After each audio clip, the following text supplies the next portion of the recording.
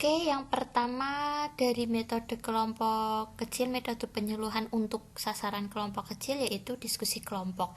Ya, seperti halnya diskusi kelompok pada umumnya yang seperti kalian ketahui, diskusi kelompok ini ya kita lakukan dalam satu kelompok. Di sini karena kelompok kecil maka tidak tadi kita sepakati untuk kurang dari 15. Nah, duduknya itu berhadapan, misal membentuk lingkaran seperti itu kan. Nah, nanti yang sebagai pemimpin diskusinya itu tetap duduk di antara lingkaran tersebut, jadi terkesannya tidak ada yang terlalu tinggi, tidak ada yang memiliki tingkat yang tinggi, tidak ada yang lebih rendah seperti itu. Jadi pemimpin diskusi itu hanya untuk mengontrol bagaimana jalannya diskusi tersebut. Jadi misalkan bentuknya lingkaran, ya tetap duduknya dalam lingkaran tersebut, tidak di tengah-tengah itu enggak, tapi di lingkarannya seperti itu. Misal segi 4 juga, jadi di antara peserta kelompok. Nah, pemimpin kelompok ini dia bertugas untuk memberikan pancingan sebuah pertanyaan, misal gimana mengenai topik ini gitu. Nah, nanti peserta lain memberikan masukan, lalu apabila ada yang terlalu menjauh dari materi, nanti si pemimpin diskusi akan mengarahkan kembali, mengatur lagi jalannya. Kita tidak membahas sampai seperti itu, kita fokus ke sini seperti itu. Jadi lebih yang mengontrol pemimpinnya seperti itu. Kira-kira untuk diskusi kelompok. Jika ada pertanyaan bisa ditanyakan ya. Kita lanjut ke yang kedua, brainstorm. Nah, yang metode penyuluhan dengan sasaran kelompok kecil yang kedua yaitu brainstorming. Pada hakikatnya, brainstorming ini sama dengan diskusi kelompok. Namun yang membedakan adalah di sini pemimpin kan memberikan satu masalah lah, lalu setiap pesertanya itu memberikan jawaban yang ditulis di flipchart. Nanti kan dia menulis jawaban, nah si pemimpinnya merangkum, ditulis di flipchart yang sudah disediakan di situ. Selama setiap peserta menuliskan itu, sebelum semuanya tertulis di flipchart, maka dilarang peserta itu mengomentari masukan dari peserta lain. Misalkan gini, misalkan kelompoknya itu ada si Risnanda, Aprilia, Nilam sama Fiska gitu. Ketuanya misal Risnanda di sini kan. Risnanda sedang menulis flipchart tentang pendapat dari si Nilam. Lalu setelah itu menulis tentang pendapatnya Fiska. Nah, si Nilam tidak boleh mengomentari pendapatnya Fiska, dan Fiska belum boleh mengomentari pendapatnya Nilam selama si pemimpin diskusi ini belum memulai. Oke, kita mulai diskusinya seperti itu. Bedanya di situ. Kalau diskusi kelompok tadi langsung gini langsung ngomong dalam satu waktu tersebut. Tapi kalau brainstorming, pendapat dari masing-masing peserta itu ditulis terlebih dahulu di flipchart, ya kan, terlebih dahulu di flipchart, yang ditulis oleh pemimpin diskusi, dirangkum. Setelah itu setelah terkumpul semuanya baru didiskusikan. Seperti itu bedanya ya, kira-kira. Jika masih bingung bisa ditanyakan ya.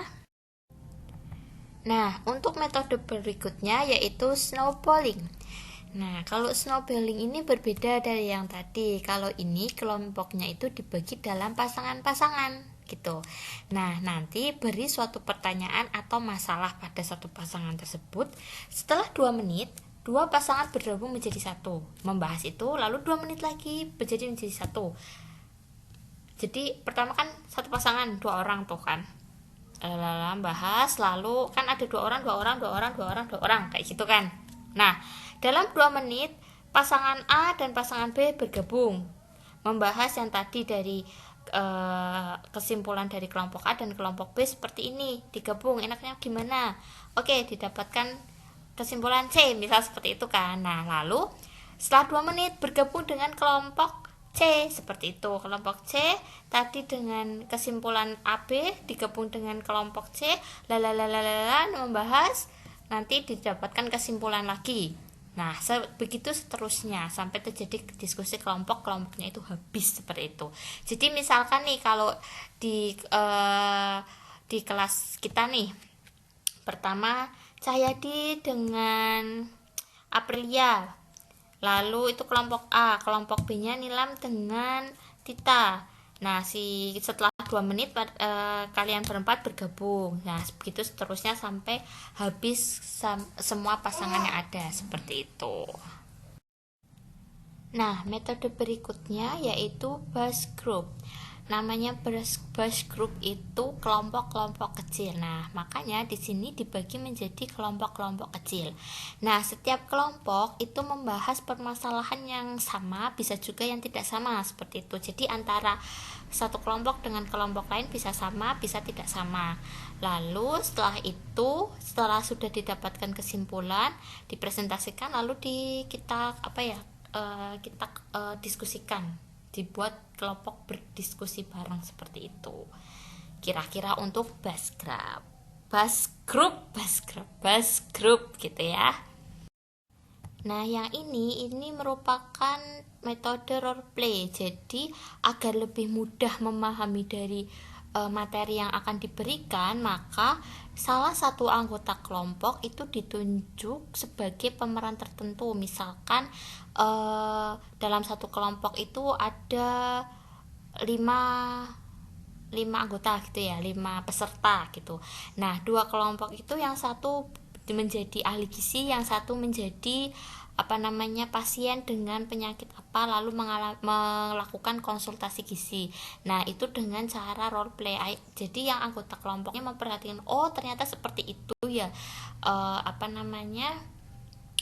caranya menjadi ahli gizi, seperti itu. Oke, metode yang terakhir dalam sasaran kelompok kecil yaitu simulation game. Nah, simulation game ini merupakan modifikasi dari role play dengan diskusi kelompok. Role play-nya di mana? Role play-nya dari misal nih ya, contohnya kita memakai permainan monopoli. Itu role play-nya. Jadi kita berperan sebagai pemain dalam permainan monopoli.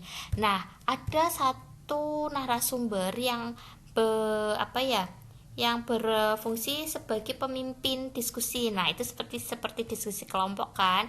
Nah, dari monopoli itu kan ada banyak kotak-kotak. Nah, ada peserta itu ngocok nih, ada peserta yang ngocok yang jadi pemain di situ ngocok, lalu oh ini berhenti di kotak warna merah. Misal ini pertanyaannya apa? Misalkan pertanyaannya apakah ubi ungu itu tinggi akan serat, seperti itu. Jadi ada pertanyaan, nanti si narasumbernya yang akan menjelaskan, seperti itu. Nah, ini simulation game ini sasarannya untuk kelompok kecil dengan background anak sekolah dasar ya, atau TK, atau anak-anak lah, lebih tepatnya ke anak-anak atau remaja, karena mereka lebih bisa ngena, seperti itu, dibandingkan dengan diskusi kelompok. Seperti itu kan kayaknya nggak sesuai lah ya dengan jiwanya anak-anak, seperti itu. Jadi dari setiap metode kelompok kecil pun disesuaikan, oh ini tepat untuk sasaran anak, ini tepat untuk sasaran dengan responden tingkat pendidikan SD, seperti itu. Oh ini sasaran anak SMA nih, oh pasnya snowballing, misal kayak gitu. Oh ini sasarannya kita sasarannya anak itu nih, anak kuliah nih, diploma, oh brainstorming aja, kayak gitu. Itu seperti itu gitu ya. Jadi untuk kelompok kecil, metode penyuluhan untuk kelompok kecil sampai simulation game, jika ada pertanyaan dari tadi yang diskusi kelompok, brainstorming, snowballing, bus group, lalu role play, dan simulation game, jika ada pertanyaan, jika ada yang masih bingung bisa ditanyakan.